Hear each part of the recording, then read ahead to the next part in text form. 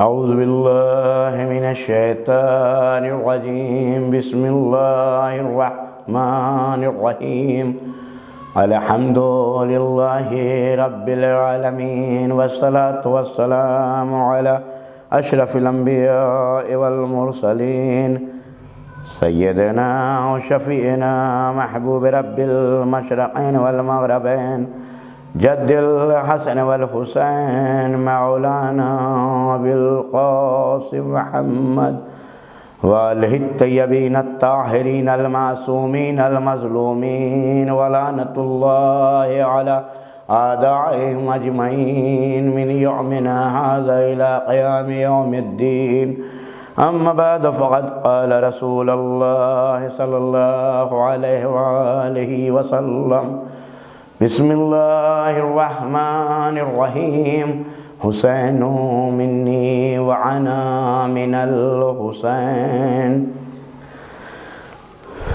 عزیزان گرامی، جس حدیث سے شریف کو میں نے اس مختصر سی تقریر کے لیے سرنامہ کلام قرار دیا ہے، اس کے دو جملے ہیں۔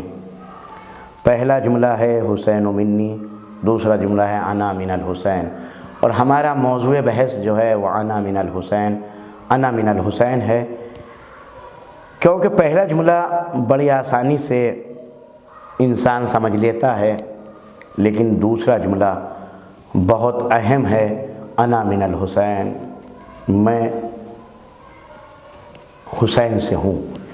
یہ جملہ بہت اہم ہے کیونکہ عالم بشریت میں نے نہیں دیکھا کہ کسی بشر نے کہا ہو کہ میں اپنے بیٹے سے ہوں، میں اپنے نواسے سے ہوں، میں اپنے پوتے سے ہوں، میں اپنے بھانجے سے ہوں، میں اپنے بھتیجے سے ہوں۔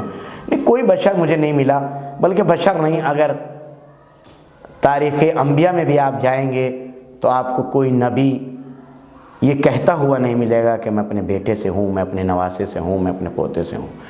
تو پھر عزیزو، ہمارے نبی صلی اللہ علیہ وآلہ وسلم نے کیوں ارشاد فرمایا انا من الحسین، میں حسین سے ہوں؟ عزیزو دیکھیں، کلام کی عظمت کو سمجھنے کے لیے کچھ باتوں کو سمجھ لینا پہلے ضروری ہوتا ہے۔ وہ بات یہ ہے کہ ہم اس وقت تک کلام کی عظمت کو نہیں سمجھ سکتے جب تک ہمارے سامنے متکلم یعنی کلام کے کہنے والے کی عظمت آشکار اور واضح نہ ہو جائے۔ تو آئیے ہم کہیں اور نہیں بلکہ کلام الہی سے پوچھتے ہیں، کلام الہی تو بتا اس نبی آخر کی عظمت کیا ہے کہ جو ہمارے سامنے جس کے لبوں سے نکل رہا ہے انا من الحسین، میں حسین سے ہوں۔ تو کلام الہی نے بڑھ کے سہارا دیا کہ ہمارا نبی تو کچھ کلام ہی نہیں کرتا مگر وہ کہ جو ہماری وحی ہوتی ہے۔ اس کا مطلب یہ ہے کہ نبی زبان پیغمبر پر وحی کے پہرے، عصمت کے پہرے بٹھائے جا رہے ہیں۔ میں نے کلام الہی سے پوچھا کہ عظمت پیغمبر یہیں پر رک جاتی ہے یا بات اور آگے بڑھ جاتی ہے؟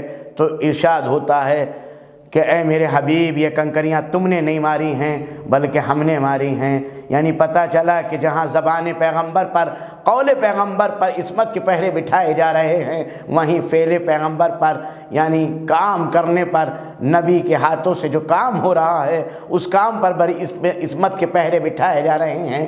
اے میرے نبی، یہ تم نے کام نہیں کیا ہے بلکہ یہ فعل ہم نے انجام دیا ہے۔ یہ کنکریاں تم نے نہیں ماری ہیں بلکہ ہم نے ماری ہیں۔ آگے میں نے کلام الہی سے پھر پوچھا، بتا عظمت پیغمبر یہیں پہ رک گئی یا اور آگے بات بڑھتی ہے؟ تو ارشاد ہوتا ہے وما تشاءون الا ان یشاء اللہ، یہ تو کچھ چاہتے ہی نہیں مگر وہ کہ جو ہم چاہتے ہیں۔ اس کا مطلب یہ ہے کہ ذہن پیغمبر پر، دماغ پیغمبر پر بھی عصمت کے پہرے بٹھائے جا رہے ہیں۔ مجھے نہیں پتا کہ وہ مسلمان کہ جنہوں نے ذہن پیغمبر پر ہذیان کا الزام لگایا، انہوں نے اس آیت قرآن کو پڑھا تھا کہ نہیں؟ قرآن صاف طور سے کہہ رہا ہے کہ یہ تو کچھ چاہتے ہی نہیں مگر وہ کہ جو ہماری منشا ہوتی ہے، جو ہم چاہتے ہیں۔ اس کا مطلب یہ ہے کہ ہم نے کسی ایسے ویسے کو نبی نہیں مانا ہے، ہم نے اس کو نبی مانا ہے ہے کہ جو ہر زاویے سے، جس زاویے سے آپ نظر کریں گے، اس زاویے سے، جس زاویے سے آپ دیکھنا چاہیں گے، اس زاویے سے وہ عصمت کے دائرے میں نظر آتا ہے۔ یعنی پیغمبر وہ ہے کہ جو عصمت کے دائروں میں دکھائی دیتا ہے۔ اگر فعل کو دیکھیں تو عصمت کے دائرے میں، اگر قول کو دیکھیں تو عصمت کے دائرے میں، اگر ذہن کو دیکھیں، اگر فکر کو دیکھیں تو عصمت کے دائرے میں۔ یعنی جس زاویے سے آپ نبی مکرم کے اوپر نظر کرنا چاہتے ہیں وہ عصمت کے دائرے میں نظر آتی ہے۔ اس زبان وحی سے ارشاد ہو رہا ہے انا من الحسین، میں حسین سے ہوں۔ عزیزو، ہم بچپن سے سنتے آ رہے ہیں کہ حسین کے لیے اس لیے کہا، جبکہ تاریخ انبیاء میں بھی ہم نے نظر کی ہے تو انبیاء کے سامنے بہت سے انبیاء آپ کے نظروں کے سامنے مل جائیں گے کہ جن کے سامنے یہ رشتے آئے ہیں، لیکن کسی نبی نے نہیں کہا۔ تو اس کا مطلب یہ ہے کہ نبی کوئی اہم بات بتانا چاہتے ہیں، نبی کوئی اہم بات پہنچانا چاہتے ہیں، نبی کوئی اہم پیغام پہنچانا چاہتے ہیں جس کی منزلت بہت زیادہ ہے، کیونکہ زبان پیغمبر پر عصمت کے پہرے بٹھائے جا چکے ہیں۔ جو نبی کی زبان سے نکلا ہوا لفظ ہے وہ آمنا اور پتھر کی لکیر مانا جائے گا۔ اب نبی کی زبان سے نکل رہا ہے انا من الحسین، میں حسین سے ہوں۔ کسی نبی نے نہیں کہا، لیکن نبی مکرم، ہمارے نبی، آخری نبی، نبیوں کے سردار، تاجدار انبیاء، یہ کہہ رہے ہیں انا من الحسین، میں حسین سے ہوں۔ اس کا مطلب یہ ہے کوئی اہم پیغام ہے، کوئی ضروری پیغام ہے، کوئی ضروری بات ہے کہ جس کے ذریعے سے، ان الفاظ کے ذریعے سے رسول پہچانا چاہتے ہیں۔ تو اب ہم نے تجزیہ کریں، آئیے دیکھیں کہ یہ حدیث پیغمبر کون سی ہجری میں ارشاد فرمائی گئی۔ تو اگر آپ اس سے تجزیہ کریں گے تو پہلے دیکھنا پڑے گا کہ کون سی ہجری میں اور کون وہ لوگ تھے کہ جن کے سامنے نبی نے یہ بات کہی۔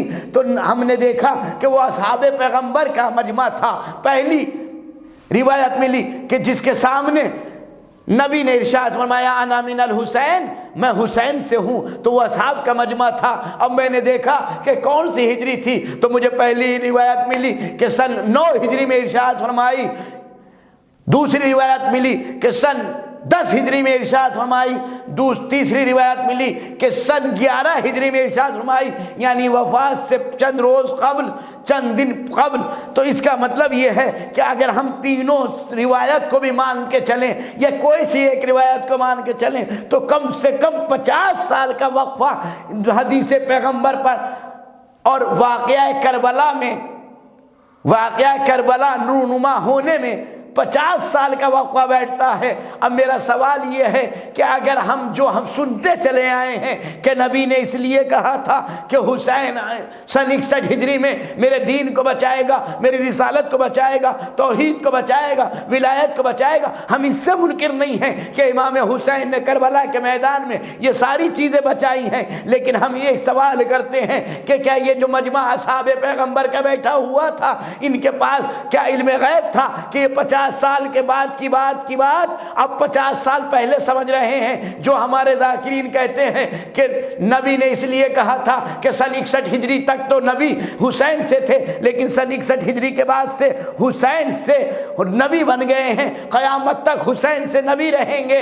یہ ہے حقیقت ہے کہ قیامت تک کے لیے اب حسین نے قربانی دے کے نبی کا نام بچایا ہے، لیکن اس حدیث کے ذیل میں ہم نہیں مانتے، اس لیے کہ ان اصحاب پیغمبر کے پاس علم غیب نہیں تھا کہ یہ 50 سال کی بات آج سمجھ لیتے، 50 سال پہلے سمجھ لیتے، اور 50 سال کا وقفہ اتنا زیادہ ہوتا ہے کہ اس میں 3 نسلیں گزر جاتی ہیں، ایک وہ کہ جو ضعیفی میں قدم رکھ چکے ہیں، ایک وہ کہ جو بالغ ہو چکے ہیں، ایک وہ کہ جو نابالغ ہیں۔ ان 50 سال کے وقفے میں یہ تینوں نسلیں جوان ہو کے ضعیف ہو کے گزر جاتی ہیں۔ تو اب مجھے بتائیں کہ جب ان کے پاس علم غیب بھی نہیں تھا تو یہ کیسے سمجھ لیا، ان اصحاب نے کیسے سمجھ لیا کہ رسول کیا کہنا چاہتے ہیں؟ 50 سال کے بعد یہ بات رونما ہوگی کہ حسین دین اسلام بچائیں گے، حسین رسالت کو بچائیں گے، حسین ولایت کو بچائیں گے۔ تو انہوں نے کیسے سمجھا جبکہ 3 نسلیں گزر رہی ہیں؟ اور خود نبی نے فرمایا